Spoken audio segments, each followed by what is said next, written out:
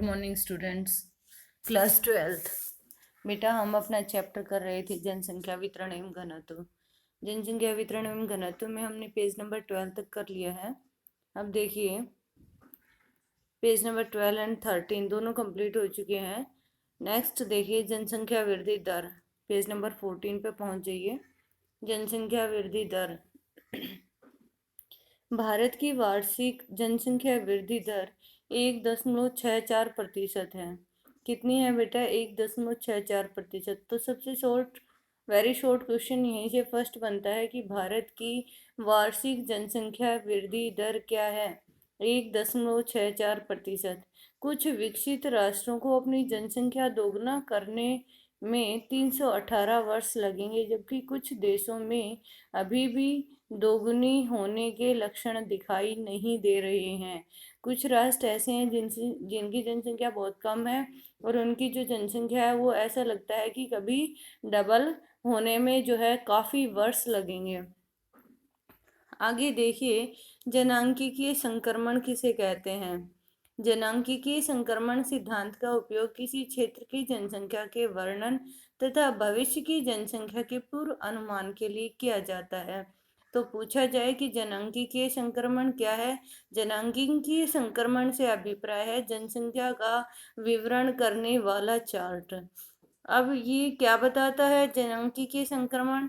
ये वर्तमान की जनसंख्या और भविष्य की जनसंख्या के पूर्व अनुमान का वर्णन करता है।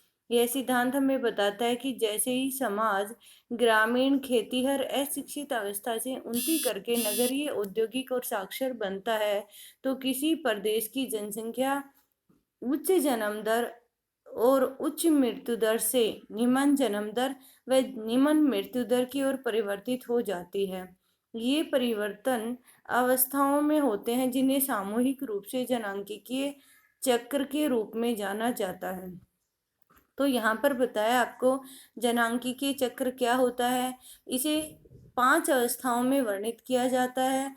जब कोई भी देश है उसकी जो जनसंख्या है वो जो है अशिक्षित खेतीहर और ग्रामीण से नगरीय की ओर उन्नत करती है, तो उस प्रदेश की जो उच्च जन्म दर है वो निम्न में बदल जाती है, उच्च मृत्यु दर है वो भी जो है निम्न मृत्यु दर में बदल जाती है। तो इससे क्या होता है, इससे देश की जो जनसंख्या है वो स्थिर होना स्टार्ट हो जाती है और इसे ही जनांकीय संक्रमण के नाम से जाना जाता है।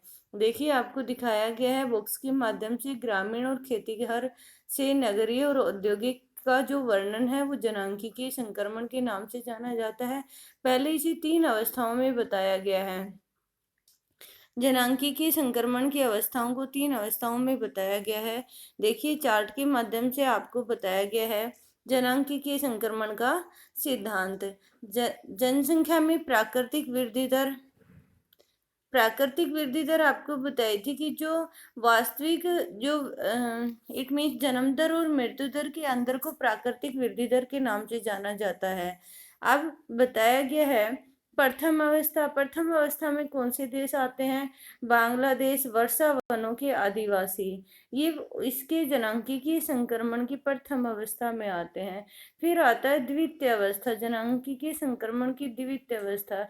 इसमें आते हैं पेरू, श्रीलंका, केन्या।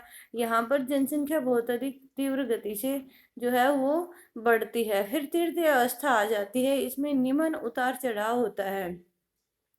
द्वितीय अवस्था में जनसंख्या में अत्यधिक वृद्धि होती है।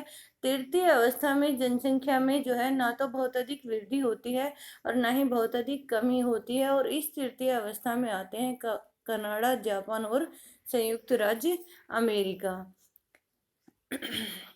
प्रथम अवस्था में उच्च प्रजननशीलता होती है, अर्थात उच्च जन्म दर होती है, वह उच्च मृत्यु दर होती है, क्योंकि लोग महामारी और भोजन की अनिश्चित आपूर्ति से होने वाली मृत्युओं की क्षतिपूर्ति अधिक पुनर्उत्पादन से करते हैं। अर्थात जैसा कि हम जानते हैं कि हमारे जो ग्रैंडफादर हुआ करते थे उनके समय में जो है एक फैमिली में लगभग 4 से 5 या 6 से 7 बच्चे तक हुआ करते थे।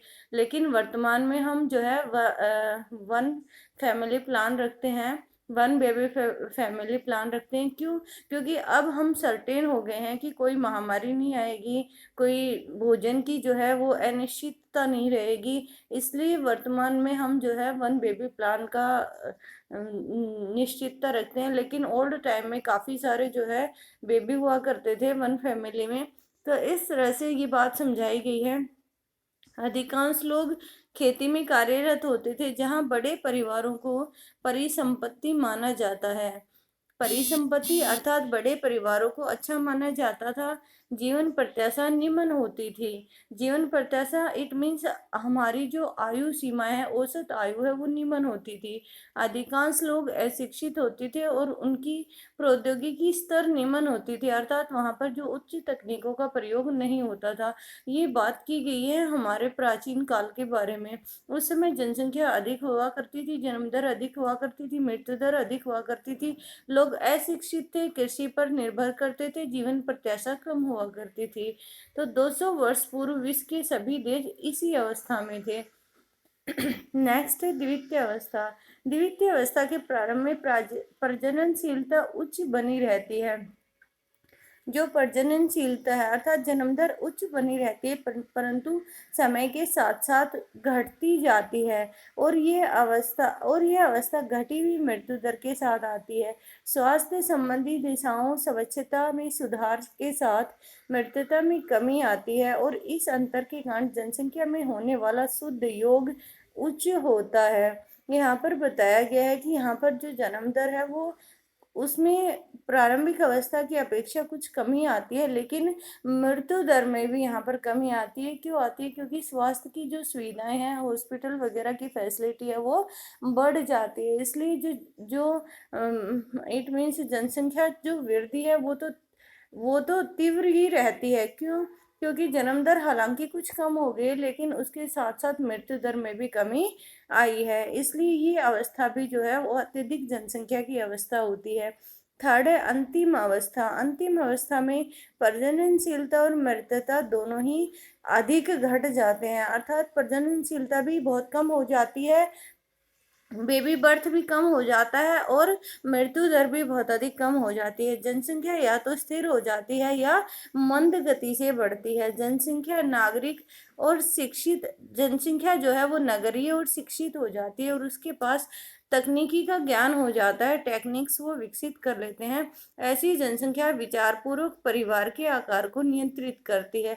इससे प्रदर्शित होता है कि मनुष्य जाति अत्यधिक नम्य है और अपनी प्रजननशीलता को समायोजित करने की योग्यता रखती है। इट मीन्स मनुष्य में समझबूझ है। वर्तमान में विभिन्न देश जनांकीय संक्रमण की विभिन्न अवस्थाओं से गुजर रहे हैं। जैसा कि हमने अभी अभी पढ़ा था कि कौन सा देश किस किस अवस्था से गुजर रहा है। प्रथम अवस्था से बांग्लादेश आदिवासी क्षेत्र, द्वितीय जो अवस्था है उससे भारत, श्रीलंका, केन्या, पेरू, और तृतीय अवस्था में कनाडा, जापान, संयुक्त राज्य अमेरिका, ये देश हैं। अब देखिए जनसंख्या के नियंत्रण के उपाय।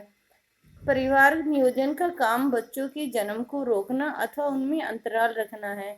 परिवार नियोजन सुविधाएं जनसंख्या वृद्धि को सीमित करने और महिलाओं के स्वास्थ्य को बेहतर करने में मुख्य भूमिका निभाती हैं।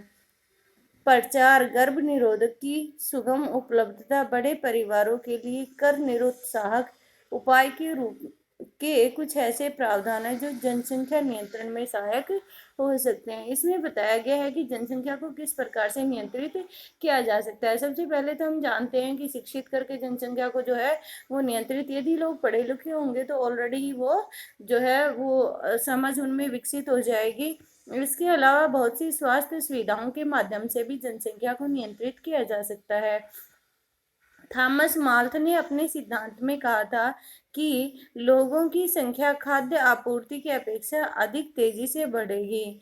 खाद्य आपूर्ति की अपेक्षा इट मीन्स जितनी अधिक हम तीव्रता से खाद्य आपूर्ति को नहीं बढ़ा सकेंगे, उतनी अधिक तीव्रता से जनसंख्या में वृद्धि होगी। जनसंख्या में वृद्धि का परिणाम अकाल, बीमारी तथा युद्ध द्वारा इसमें अचानक गिरावट के रूप में सामने आएगा।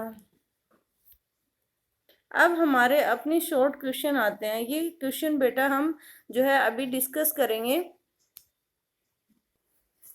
यस बेटा, देखिए ऑप्शनल अपने जो क्वेश्चन है इनको अभी डिस्कस कर लेते हैं हम।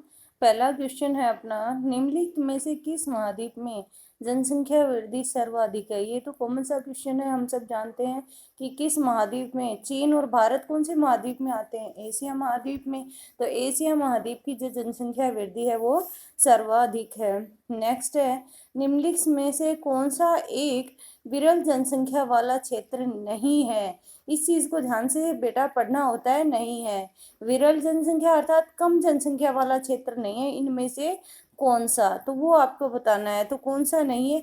एशिया ही नहीं होगा, दक्षिणी पूर्वी एशिया विरल जनसंख्या वाला क्षेत्र नहीं है, सघन जनसंख्या वाला क्षेत्र है।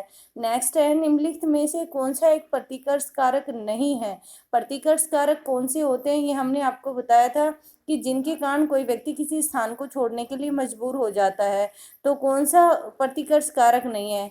जल का अभाव होना भी प्रतिकर्ष कारक है, बेरोजगारी भी, महामारी भी। तो कौन सा नहीं है? चिकित्सा एवं शैक्षणिक सुविधाएं। तो ये जो है वो हमारा प्रतिकर्ष कारक नहीं है। निम्नलिखित में से कौन सा एक तथ्य सही नहीं है? इनमें से एक तथ्य सही नहीं है, वो कौन सा नहीं है? देखिए, विगत 500 वर्षों में मानव जनसंख्या 10 गुना से अधिक बढ़ी है। 5 अरब से 6 अरब तक बढ़ने में जनसंख्या को 100 वर्ष लगे हैं।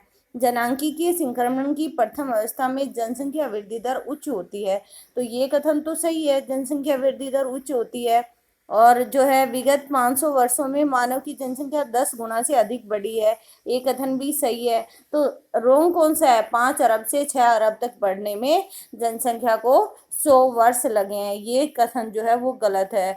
तो ये जो ऑप्शनल थे वो हमने डिस्कस कर लिए हैं। आगे है अपने, निम्नलिखित प्रश्नों के उत्तर लगभग 30 शब्दों में दीजिए। जनसंख्या के वितरण को प्रभावित करने वाले 3 कारक मैंने आपको पढ़ाए हैं बेटा बहुत अच्छे से।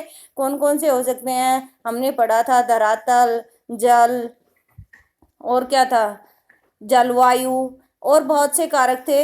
ये आप अपनी जो चैप्टर में से लिखेंगे एवं याद करेंगे। विश्व में उच्च जनसंख्या घनत्व वाले अनेक क्षेत्र है, ऐसा क्यों है? ये भी हमने उसी पैराग्राफ में पढ़ा है जिसमें जनसंख्या को प्रभावित करने वाले कारक दिए गए हैं। विश्व के उच्च जनसंख्या घनत्व वाले अनेक क्षेत्र है, ऐसा क्यों है? क्योंकि उन क्षेत्रों में जो है ऐसी जलवायु, ऐसी भौगोलिक दशाएं पाई जाती हैं जहां पर जीवन यापन करना आसानी से संभव होता है, इसलिए वहां पर जो है उच्च जनसंख्या घनत्व पाया जाता है। जनसंख्या परिवर्तन के 3 घटक कौन कौन से हैं? ये भी हमने पढ़े हैं। जनसंख्या के परिवर्तन के घटक कौन कौन से हैं? जनसंख्या के परिवर्तन के घटक बेटा हमने पढ़े थे, 3 प्रमुख घटक, ये हमने चैप्टर पढ़ते वक्त आपको बताया था। कौन कौन से थे? जनसंख्या के परिवर्तन में करने वाला घटक जन्म दर, मृत्यु दर और प्रवास, ये 3 प्रमुख घटक थे जो जनसंख्या के परिवर्तन को प्रभावित करते हैं। अब नेक्स्ट है, अंतर स्पष्ट कीजिए जन्म दर और मृत्यु दर में, प्रतिकर्ष कारक और अपकर्ष कारक में। प्रतिकर्ष कारक और अपकर्ष कारक आपको स्पष्ट रूप से दिया हुआ है, जन्म दर और मृत्यु दर भी आपको डेफिनेशन में दिया हुआ है। ये आप क्या करेंगे, बुक में चैप्टर में से अच्छे से देख के उनको राइट करेंगे। और उसके अलावा अगर आप नहीं राइट कर पाते हैं फिर भी, तो आपको क्वेश्चन के आंसर सेंड कर दिए जाएंगे और आपको वो क्वेश्चन राइट भी करने हैं और लर्न भी करने हैं। Thank you, have a nice day.